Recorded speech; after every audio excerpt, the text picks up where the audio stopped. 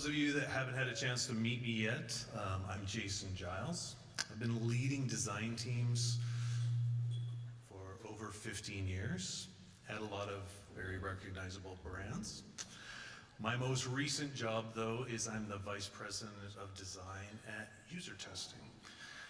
User Testing is actually a really cool company because they have a stated mission to drive a movement for empathy, which is pretty cool because it aligns very closely with my own. The way they do that is they enable teams to connect with real people to get feedback on their concepts and ideas. So it's very cool. What I'd like to do tonight is talk about empathy a little bit deeper. Sometimes talking about empathy, it's important it's easier to define it by talking about what it's not. So empathy is not sympathy. Sympathy is being able to show compassion or identify with somebody the pain that they might be experiencing because you can relate to it from your own personal experience. And it's a human trait. Hopefully most everybody has that. Empathy, however, is being able to show that same level of compassion without actually having had that personal experience. And what's different about empathy is that it actually requires effort in the sense that you have to project yourself into the experience of someone else so that you can have that understanding, you can kind of feel for them and still express that level of compassion. It requires a little bit of extra work, but it's a skill, which is great because, like any skill, you can develop it with practice and with mindfulness. What I love about it as well is that it requires the heart, of course, but also the head. And that's the place that you guys play in. Sort of designers naturally gravitate towards that. So you guys already have this natural orientation towards this space. So you're ahead of the game. What I'd like to do is talk about the importance of empathy in two very different contexts. I'm going to apologize that the first context might be just a refresher for you. As I've talked to some of you today, it's very clear you understand empathetic product design. But I think, bear with me, because I think it's still really important. This is what's called the empathy gap. And what this is it's the difference between what brands claim to understand their user, their needs, their wants, their desires, and actually how real people feel about those brands when they interact with them. Creates this delta here. And what this tells us is that despite best intentions, brands are not particularly good at really empathizing or understanding their users' needs, their hopes, their desires. And so what that often means is they're not building solutions that really resonate. Well, why is this? Well, it's because a lot of times companies are operating in this vacuum, assuming that their users have the same kind of context, expectations that they might. And as a result, what they're doing many times is sometimes they create products to solve problems that don't actually exist. Sometimes it's delivering a product that actually doesn't account for the context, the environment, how products might be used in a real world. Or sometimes it might be that it solves the problem for some, but not for everybody. So the question becomes, how might we solve this empathy gap? I'd like to share 6 key principles for empathetic design.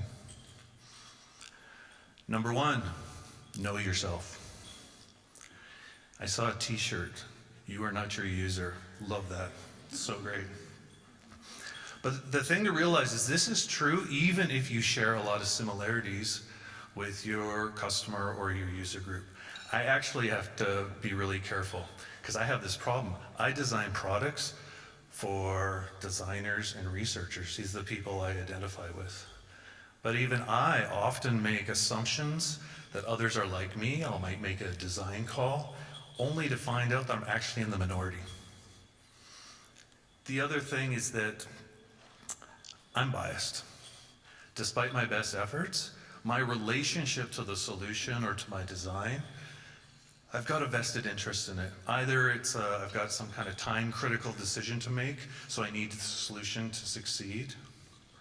Or other times, frankly, I'm just in love with my design and my idea, and I want others to agree with me. The thing is that you're biased too. We're all biased, and that's okay. It's completely natural. The key is just to acknowledge that you're biased so it doesn't get us into trouble. Principle number 2, be vulnerable. You do not have to have all the answers. On my team, we talk about not having an ego. What this means is that we proactively acknowledge that we need the help of others. We might even go so far as to seek out folks that have a contrarian perspective. We like to have a lot of diversity of points of views when we're kind of tackling a problem together. It's critical as part of the creative process to have that diversity of thinking. Well, there was a session today around conflict resolution. I really believe in healthy conflict, but you can't do that unless you take that first step of showing vulnerability and acknowledging that you don't know and you don't have all the answers. Number 3, get curious. Don't wait for your customers to come to you to share their opinions. Get proactive about it. And I promise you, you will find out they are super interesting. People are such weirdos. But because of that, it's pretty unlikely you're going to predict how they behave, how they think, how they feel. So just don't do it. I will take just a quick moment just to talk about some of the tools you have at your disposal. Tools like user testing. Makes it easy. User testing, we've got a bunch of people that are sitting there waiting to give you feedback on your ideas, your concepts. It's a huge group too, because what's nice about that is you can get like a big diverse set of perspectives so that when you're designing solutions, it's not just for a few people, it's actually applicable to all. This is a live conversation. Basically, you can talk to these folks. What I like about this is you can have like a really interesting conversation because you've got folks behind the glass, people on your team, taking notes, all that, so you can really lean into your curiosity when those weird users say something insightful, you can really dig in. And then if you're like most of us, we're really pressed for time, the unmoderated testing, which is a fancy word for asynchronous. Take your idea, concept, prototype, provide a prompt, and customers will give you feedback as they talk out loud. We record the whole thing. We do an AI analysis to theme it, show you what's interesting or not. The platform, it's pretty cool. Track one of us down, we'll tell you more about it. However, the point is taking that initiative to get the curiosity to start that conversation, which leads us to 4. Talk to them. And when you talk to users or customers, show a genuine interest in what they have to say. What you're effectively doing is you're enlisting them in helping you create a solution that's actually tailored for them, right? So that changes the orientation of the conversation. What it does also is it helps create an environment where there's not this fear of judgment. The other thing that you can do is just get explicit. We are not testing you. We want your perspective, your opinion, and you are the expert. That's what we're interested in. So this is a safe place. Share that feedback with us. Practice active listening. Follow-up questions. Did I understand you correctly?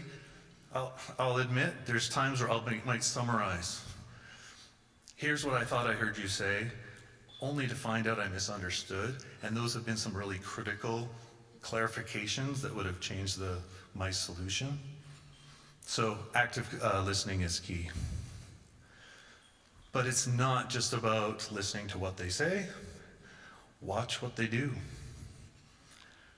I have had prototypes with surveys on them. This is amazing. I'm like, this is so awesome. Ease of use, ratings off the chart. I go back and I watch the video and they're rage clicking, trying to like figure out how to get this thing to work. People are weird. They like, I can't explain it. But the thing is, you just can't take their word for it. You need to observe them in the wild. You can do that by doing recorded sessions or looking at the behavioral data of instrumented products to see what people really do. But the key thing is the combination of what they say and what they do that really builds that understanding. And finally, get creative and iterate. But don't expect that you're going to get it right the first time. Kind of that humility and vulnerability. Expect to be iterating on the solutions. Explore your crazy ideas, but include your customer in that. You know, they'll keep you sane. I love that, you know, I actually find that I can get more innovative and explore crazier ideas knowing that I've got real customers saying, "You've gone too far, Jason. Pull it back a little bit." And continue to iterate and keep that customer as part of the actual process.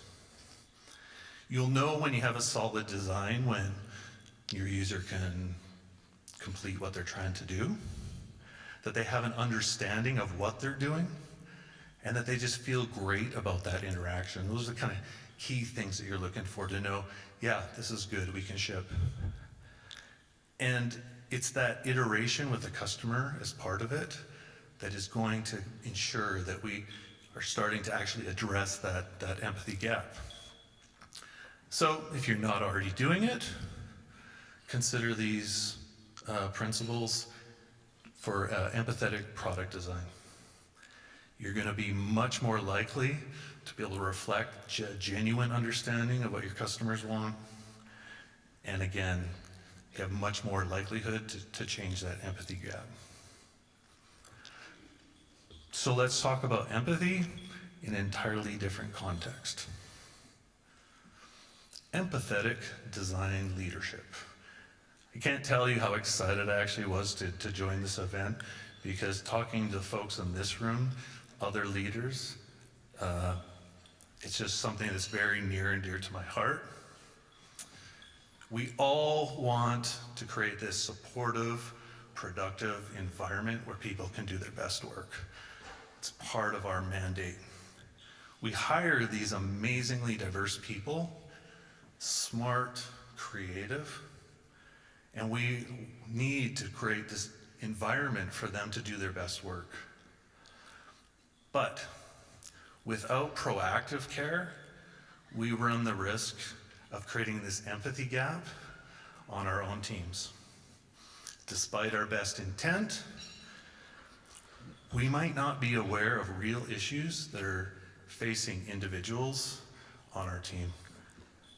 Or worse yet, we start trying to solve the problem and we don't include them in the problem solving, and we miss the mark entirely, further exacerbating that gap.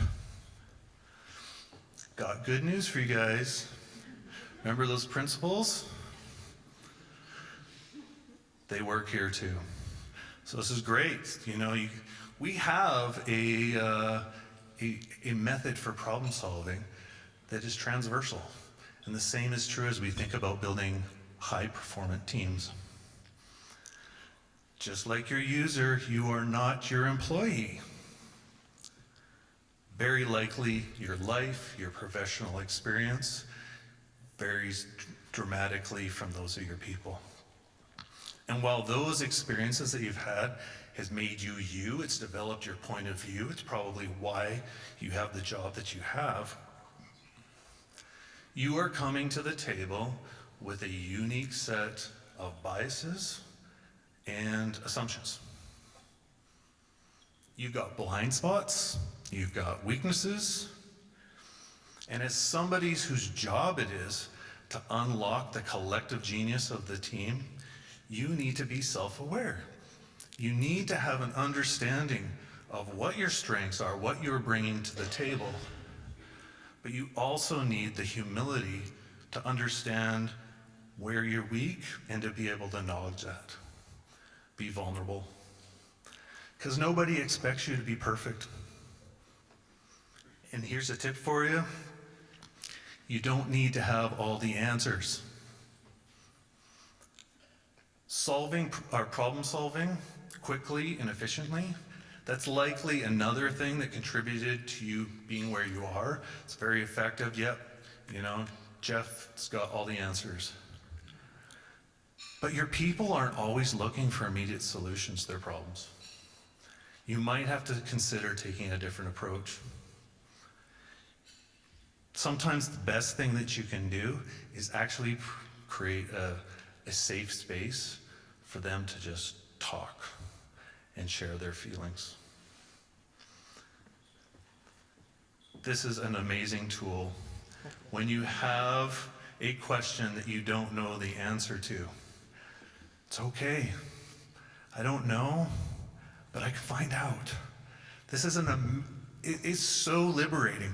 When I finally learned this, it was like a complete unlock. I use this all the time. It's a game changer. Just make sure that you follow through and actually follow up with this person, but to relieve yourself from that pressure to think that you have to have all the answers immediately, you're just not doing yourself any favors. Number 3, remember this one? Get curious. But get curious about your people. And I'm going to tell you, this is beyond just the work environment. Who are they outside in the real world? What are they interested in? What type of concerns do they have? What else is going on in their world? I am not saying that you need to be their best friend, but I'm asking you is to take an interest in them as whole people. And the great thing about this is that you have so much to learn. I will tell you, as I talk to my team, one, I've got a bunch of weirdos, but they're so interesting. I've learned what motivates them. I've learned what unmotivates them. I learned how they deal with stress. I learned how they like to be communicated with.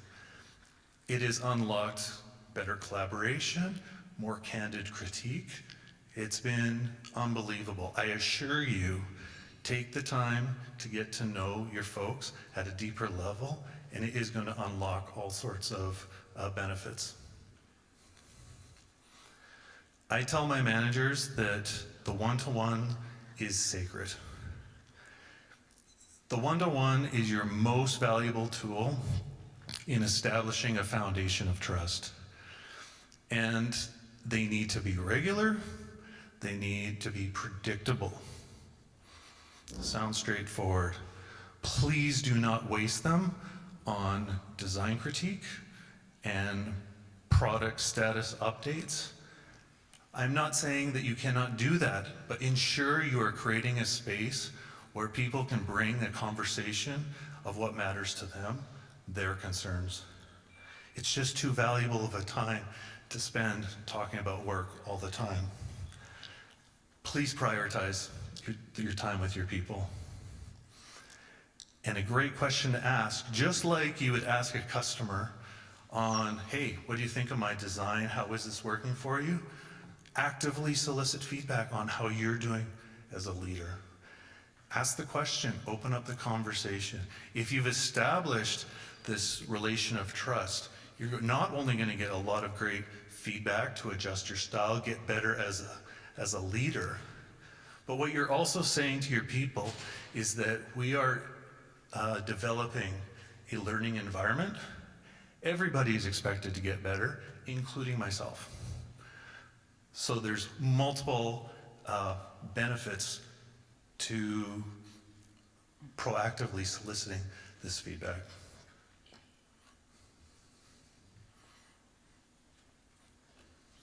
And please thank them for their feedback.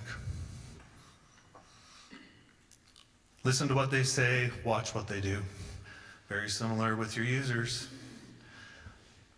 How are they interacting with the rest of your team? If somebody who's normally makes excellent eye contact stops being able to do so, maybe they're expressing that they're not confident in what they're saying. If they normally have their camera on, they're turning it off. Maybe they're feeling off. How are they engaging with the rest of the teams on some of the virtual channels? Do they seem like they're withdrawing? Bonus, if you're actually in a physical space, you can see the interaction, but be mindful of seeing how your folks are interacting. All of these non-verbal cues are great prompts to go and prompt that conversation that you're having to see what's going on. And lastly, get creative and iterate. This is our comfort zone, people. When there's a problem that's been identified, this is where we actually have an entire model for problem solving. We just need to apply it to our teams. What's the design process? Understand thoroughly what the problem is, ideate a bunch of solutions, and narrow it down to what's best. We live in this world now of agile. Take something small. Let's try it. Let's see how it works. We're not getting the results we want. Throw it away. Let's start over. Let's try something else. Ooh, this is pretty good. Have that kind of same iterative approach with your team, and include your team as part of it. Like I said, there's nothing worse than starting to have a solution only to kind of release it on your employee. Hey, here's what we need to do, and it misses the mark and you increase that gap. Okay, so to recap, whether you are building empathetic products or you are practicing empathetic leadership as you build your high-performing team, let's review. Know yourself. You have biases, you have blind spots. That's okay. Be vulnerable. Let go of your ego. Be willing to say, I don't know. Get curious about your customers, their context, why they're so weird, but also about your people. Show a genuine interest in them. Really get to understand them, their whole selves. Talk to them and it's your job. You need to be proactive. You need to be the ones that are initiating those conversations. And make sure that those conversations are in a place where it's without the judgment, it's without the fear, whether that's with the customer or whether it's with your people, and please prioritize it. Be observant, listen to what they say, but also watch what they do. It's that combination that really leads us to understanding. And then lean into your natural creativity. Don't expect to get it right the first time, and include your user and your people as part of the problem solving. It's with applying principles like these that I'm really confident that we have a better chance to not only minimize the gaps that exist within our products and our customers' expectations, but also on what our teams can be like, with us feeling like we know our people and they feel like we know them as well. Thank you very much. It has been a pleasure to meet you. I hope I get to meet more of you tonight, tomorrow. And with that, I'm going to hand it back to our MC. Thank you very much.